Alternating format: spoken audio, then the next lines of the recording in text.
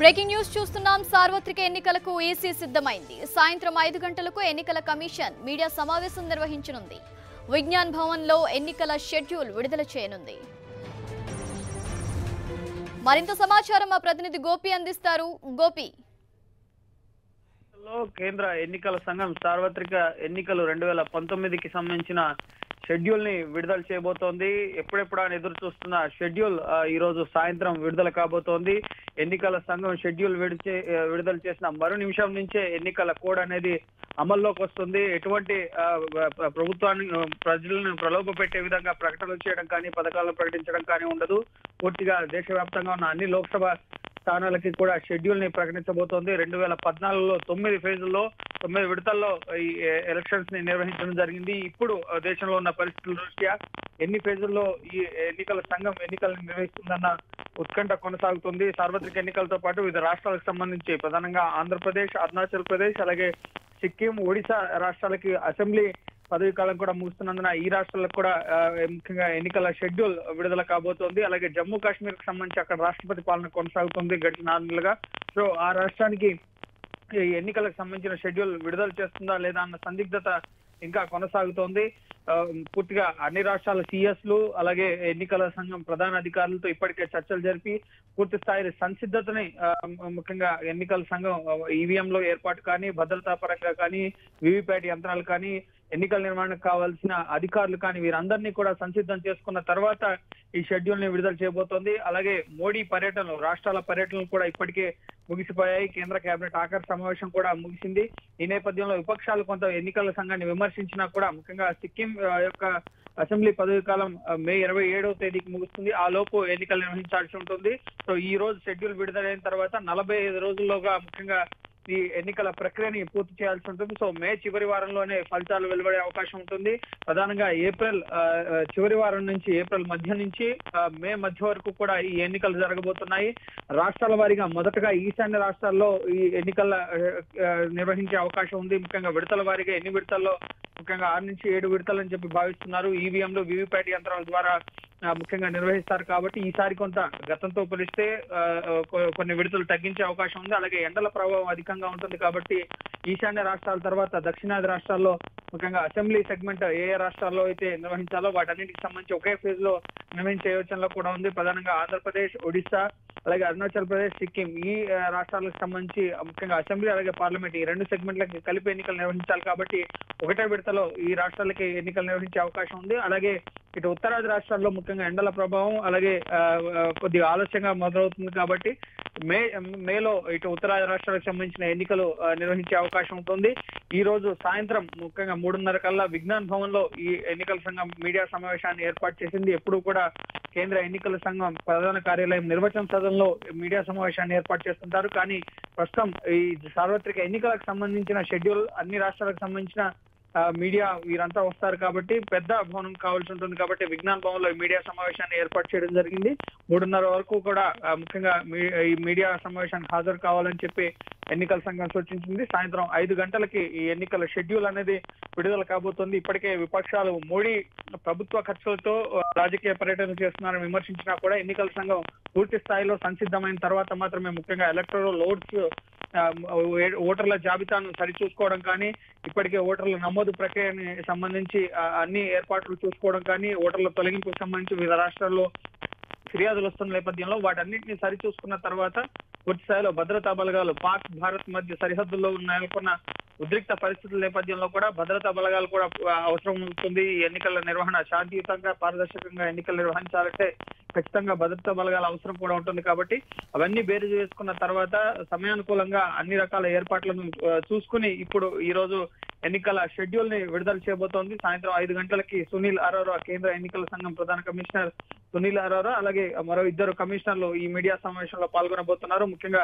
ఎక్కడెక్కడ ముఖ్యంగా మావోయిస్ట్ ప్రభావిత ప్రాంతాలు, సున్నిత ప్రాంతాలు, అలాగే కొండ ప్రాంతాలు ఈశాన్య రాష్ట్రాలు కానీ, ఉత్తరాది రాష్ట్రాల్లో ఉన్న ఉత్తరాఖండ్, హిమాచల్ ప్రదేశ్ ఇక్కడ ముఖ్యంగా కొంత ఇబ్బందులు తలెత్తే అవకాశం ఉంటుంది కాబట్టి వాతావరణ పరిస్థితుల దృష్ట్యా కూడా సో అక్కడ ఎప్పుడు ఎన్నికలు నిర్వహించాలి, అలాగే భద్రతా బలగాల తరలింపు, ఈవీఎంలు, వీవీప్యాట్ యంత్రాల తరలింపుకు సంబంధించి కూడా దాదాపు 10 లక్షల పోలింగ్ బూత్లు అవసరమవుతాయని చెప్పి ఈసీ భావిస్తుంది. సో వాటికి సంబంధించిన ఏర్పాట్లు, అలాగే ఇంతకు ముందు ఎన్నికల విధుల్లో నిర్వహించిన వాళ్ళు అదే ప్రాంతంలో ఎన్నికల విధులు నిర్వహించకుండా ఇతర ప్రాంతాల్లో ముఖ్యంగా వారిని బదిలీ చేయడం, పారదర్శకంగా ఎన్నికలు జరిపేందుకు ముఖ్యంగా వెబ్ కాస్టింగ్స్ ఏర్పాటు చేయడం, అలాగే ముఖ్యంగా మద్యం సహా డబ్బు పంపిణీని అరికెట్టేందుకు ఎటువంటి చర్యలు తీసుకోవాలి, అలాగే మహిళల ముఖ్యంగా ఓటింగ్ శాతాన్ని పెంచేందుకు ప్రత్యేక పోలింగ్ బూత్లను ఏర్పాటు చేయడం, సీసీ కెమెరాలను ఏర్పాటు చేయడం, భద్రతా బలగాలను మోహరించడం, అలాగే ట్రాన్స్జెండర్ సంబంధించి కానీ వికలాంగులకు సంబంధించి ప్రత్యేక చర్యలు తీసుకోవడం, ఈ విధంగా ఇలాంటి అనేక అంశాలను ఈ రోజు మీడియా సమావేశంలో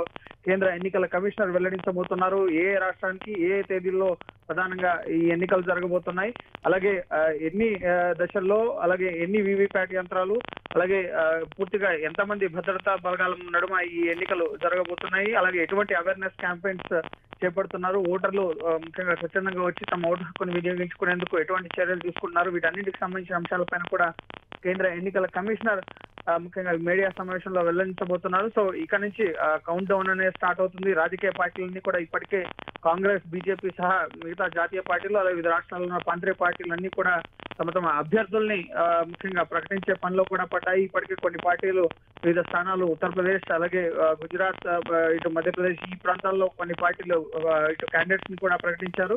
సో ఇకపై రాజకీయ పార్టీలు కూడా దూకుడిని పెంచే అవకాశం ఉంటుంది. ఎన్నికల షెడ్యూల్ వచ్చిందంటేనే రాజకీయ పార్టీలకి ముఖ్యంగా ఇక సమయం దగ్గర పడుతుందన్న కోణంలో వారు కూడా హడావిడిగా ఈ ఎన్నికల బహిరంగ సభలు, దేశవ్యాప్తంగా కూడా ఎన్నికల కోలాహలం అనేది ప్రారంభం కాబోతోంది. ప్రజాస్వామ్యానికి సంబంధించిన అతిపెద్ద పండుగగా ముఖ్యంగా కేంద్ర ఎన్నికల సంఘం ఈ షెడ్యూల్ ని చెప్పడం జరుగుతుంది. ఎన్నికల ద్వారానే దేశ అభివృద్ధి, ముఖ్యంగా ప్రజలు తమ వేసే ఓటు ద్వారా దేశ అభివృద్ధిని నిర్ణయించే అధికారం ప్రజలకు ఉంటుంది. సో ఖచ్చితంగా ప్రతి ఒక్కరు కూడా ఓటు హక్కును వినియోగించుకోవాలని చెప్పి కేంద్ర ఎన్నికల సంఘం చెప్తూ ఉంటుంది. సో వీటికి సంబంధించి ప్రతి ఒక్కరు కూడా ముందుకొచ్చి ఈ ఎన్నికల్లో పార్టిసిపేట్ చేయాలన్న అంశాన్ని కూడా ఈ రోజు కేంద్ర ఎన్నికల కమిషనర్ ఈ మీడియా సమావేశం ద్వారా చెప్పబోతున్నారు. అలాగే ముఖ్యంగా జమ్మూ కాశ్మీర్ కి సంబంధించినంత వరకు పోల్ ప్రిపేర్నెస్ కి సంబంధించి, ఎన్నికల నిర్వహణకు సంబంధించి ఇప్పటికే అన్ని రాష్ట్రాల్లో కూడా కేంద్ర ఎన్నికల సంఘం పర్యటించింది. కానీ జమ్మూ కాశ్మీర్ లో ఇటీవల జరుగుతున్న బాంబు పేలులు కానీ, ఉగ్రవాద దాడులు కానీ, వీటి నేపథ్యంలో లోక్సభ ఎన్నికలతో పాటే ముఖ్యంగా అసెంబ్లీ ఎన్నికలు కూడా నిర్వహిస్తారా, లేక కొంత సమయాన్ని ఇచ్చి పూర్తిగా అన్ని రాష్ట్రాల్లో పోలింగ్ అనేది ముగిసిన తర్వాత తిరిగి మరో విడతలో ముఖ్యంగా జమ్మూ కాశ్మీర్ లో ఎన్నికలు నిర్వహిస్తారనేది కూడా చూడాల్సి ఉంటుంది. సో ఖచ్చితంగా అయితే జమ్మూ కాశ్మీర్ కి సంబంధించి ఇంకా సందిగ్ధత అనేది కొనసాగుతుంది. కానీ మిగతా రాష్ట్రాలు ఏపీ, అరుణాచల్ ప్రదేశ్, అలాగే సిక్కిం, ఒడిశా ఈ రాష్ట్రాలకు సంబంధించి మాత్రం పూర్తిగా ఈ లోక్సభతో పాటు అసెంబ్లీ ఎన్నికలకు సంబంధించి రాష్ట్రాల అసెంబ్లీ కాలపరిమితి కూడా ముగుస్తుంది. కాబట్టి ఆ రాష్ట్రాలకు కూడా షెడ్యూల్ అనేది విడుదల కాబోతోంది. గడిచిన 3 నెలలుగా కూడా కేంద్ర ఎన్నికల సంఘం అన్ని రాష్ట్రాలకు సంబంధించిన అధికారులతో మాట్లాడుతూ అక్కడ ఉన్న ఏర్పాట్లను పర్యవేక్షిస్తూ ముఖ్యంగా ప్రభుత్వ సెలవులు కానీ, ఎండల ప్రభావం కానీ, అలాగే భద్రతా పరంగా ముఖ్యంగా ఎన్నికల నిర్వహణకు సంబంధించి ముఖ్యంగా ఏమైనా సెలవులు వస్తున్నాయా, ముఖ్యంగా ప్రభుత్వ పరంగా ఇచ్చే సెలవులు కానీ, ఎండల ప్రభావం ఏ విధంగా ఉంటుంది, వీటన్నిటికి సంబంధించిన అంశాలని బేరీజు వేసుకున్న తర్వాత పూర్తిగా ఈ ఎన్నికల షెడ్యూల్ ని సిద్ధం చేయడం జరిగింది. గడిచిన 2 రోజులుగా కూడా కేంద్ర ఎన్నికల సంఘం అధికారులు తేదీలకు సంబంధించి, అలాగే భద్రతా దళాలకు సంబంధించి ప్రధానంగా శాంతి భద్రతలకు ఎటువంటి విఘాతం కలగకుండా అన్ని చోట్ల కూడా ఎన్నికలు సజావుగా నిర్వహించేందుకు చర్యలు తీసుకోవాలి. కాబట్టి భద్రతా పరంగా కూడా ఇప్పటికే ఇటు సిఆర్పిఎఫ్ కానీ, సిఎస్ఎఫ్ కానీ, ఆర్మీకి సంబంధించిన బలగాలు, పోలీసులు, ఆయా రాష్ట్రాల్లో ఉన్న పోలీసులు, అలాగే డీజీపీలు, రాష్ట్ర డీజీపీలు వీరందరితో కూడా చర్చించి ముఖ్యంగా ఈ ఎన్నికల షెడ్యూల్ ని ప్రిపేర్ చేసినట్లుగా తెలుస్తుంది. సాయంత్రం 5 గంటలకి మరో 5 గంటల్లో ఈ షెడ్యూల్ అనేది ప్రకటించబోతున్నారు.